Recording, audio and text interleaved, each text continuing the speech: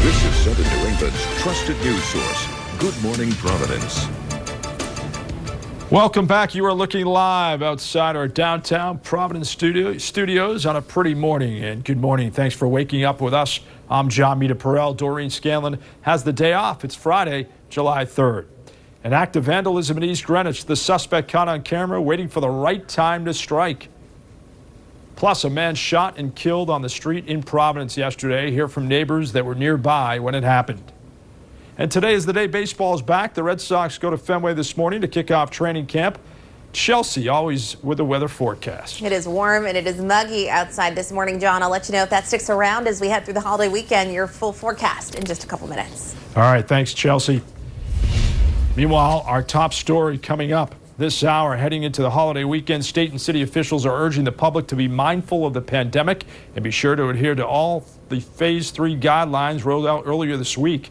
ABC6 News reporter Daniel Keith live at the State House with more on how this holiday weekend will look.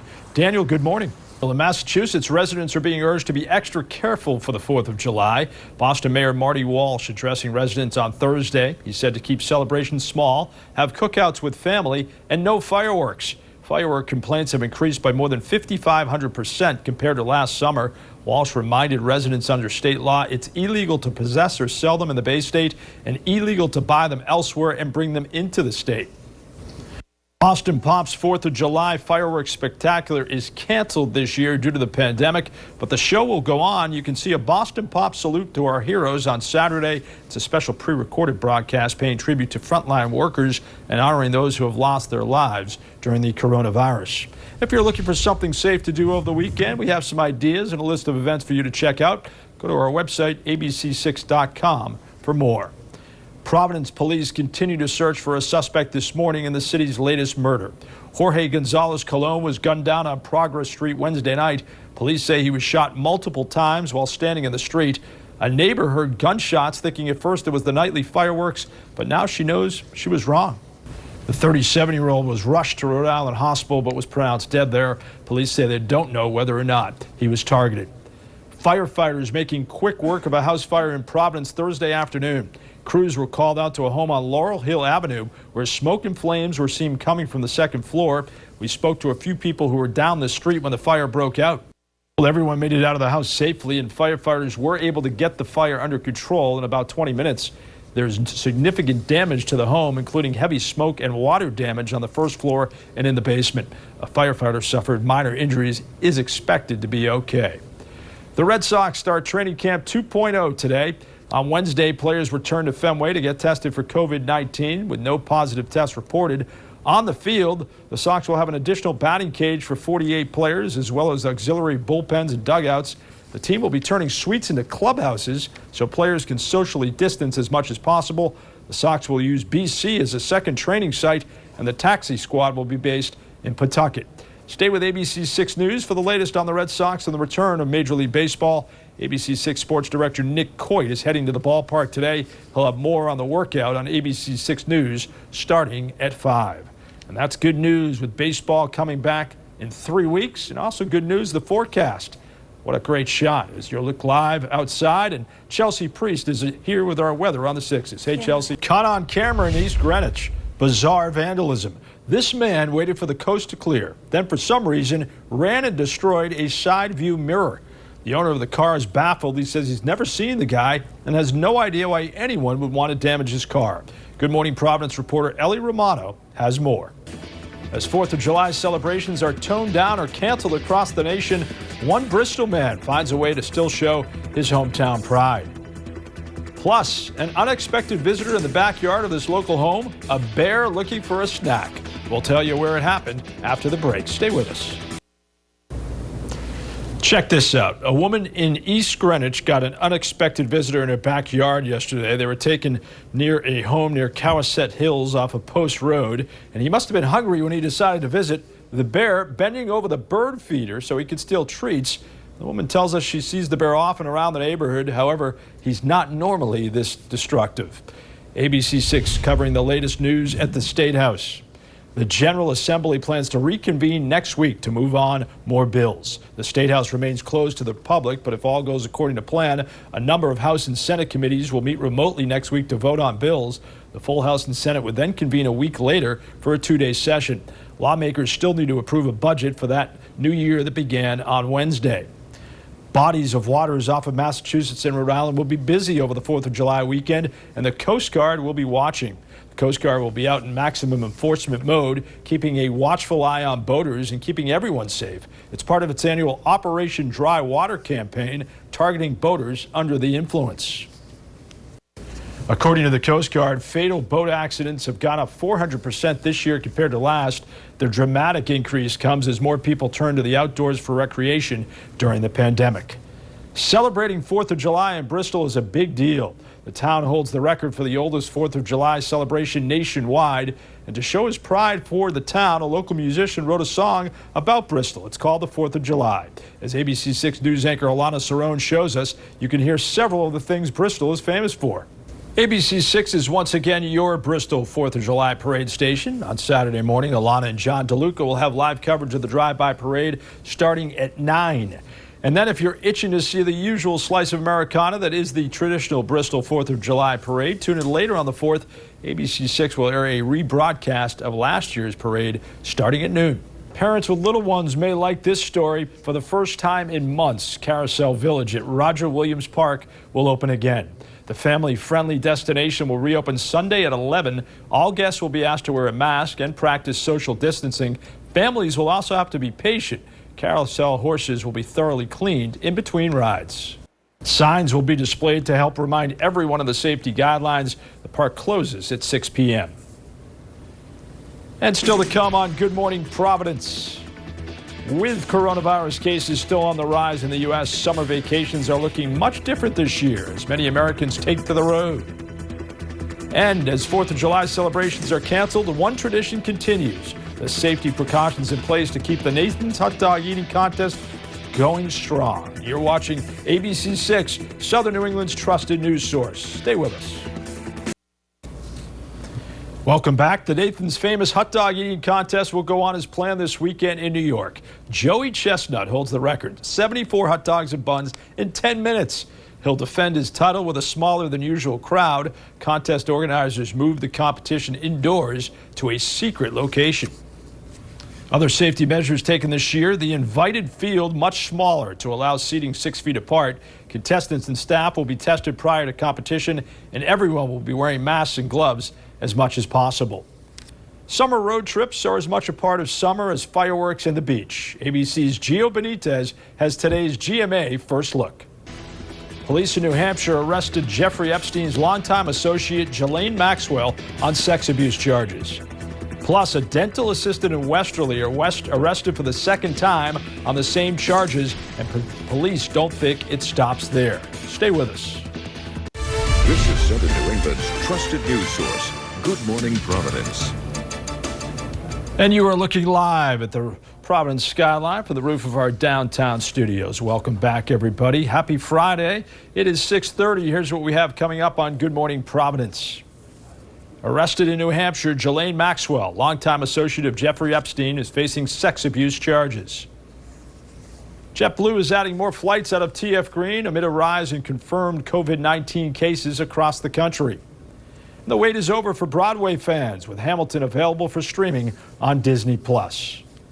Heading into the holiday weekend, the beaches are open, but some Rhode Islanders are still not taking any chances in the middle of a pandemic. ABC6 News reporter Daniel Keith spoke with Ocean Staters. He's live at the State House with more. Good morning, Daniel. Jeffrey Epstein's longtime associate arrested in New Hampshire on sex abuse charges. Ghislaine Maxwell, an alleged accomplice of the accused sex trafficker, is charged with enticing minors to travel to engage in illegal sex acts. Maxwell is also suspected of procuring underage girls for sex with Epstein. Epstein died in jail last August. His death was ruled a suicide. Meanwhile, a dental assistant in Charlestown charged with sexual assault has been arrested a second time for the same crime. 31-year-old Chris Magbag of Westerly arrested and accused of molesting an 18-year-old male patient who was under anesthesia in April. Now police tell us a second victim has come forward, 28-year-old man who says he did the same thing to him. Magbag turned himself into police this week, and police believe more victims may be waiting to come forward. Employees at Norwood Hospital furloughed after Sunday's torrential rain flooded the building and parking lot. A spokesperson for the union says there aren't enough jobs in the Stewart healthcare system now. The hospital was hit especially hard by the severe weather over the weekend. Cars flooded in the parking lot, and the damage inside the hospital is so extensive it had to close. Officials hope to reopen soon, but the fall seems more realistic. And the Salem police officer killed in a car crash last week is laid to rest. A funeral held on Thursday for Officer Dana Mazzola. He was killed in a head-on crash with another vehicle after ending his shift 3 hours earlier. Mazzola is survived by his wife of nearly 30 years and his twin daughters. The crash remains under investigation.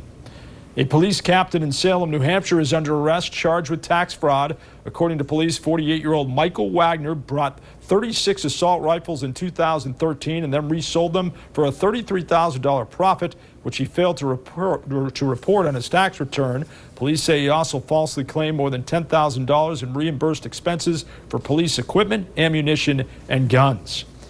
In consumer news, JetBlue will resume service at TF Green and expand its service to Florida in the fall. JetBlue will provide service to Fort Lauderdale 4 days a week. The Rhode Island Airport Corporation making the announcement on Thursday. The airline plans to add 2 new routes from TF Green with daily trips to Tampa and Fort Myers beginning October 1st. JetBlue also plans to reinstate service to Orlando and West Palm Beach in August.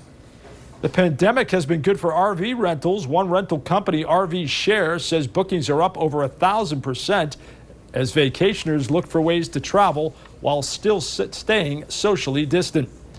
And the coronavirus pandemic may have shut down Broadway for the rest of the year, but one of its most popular shows can now be enjoyed from the comfort of your own home.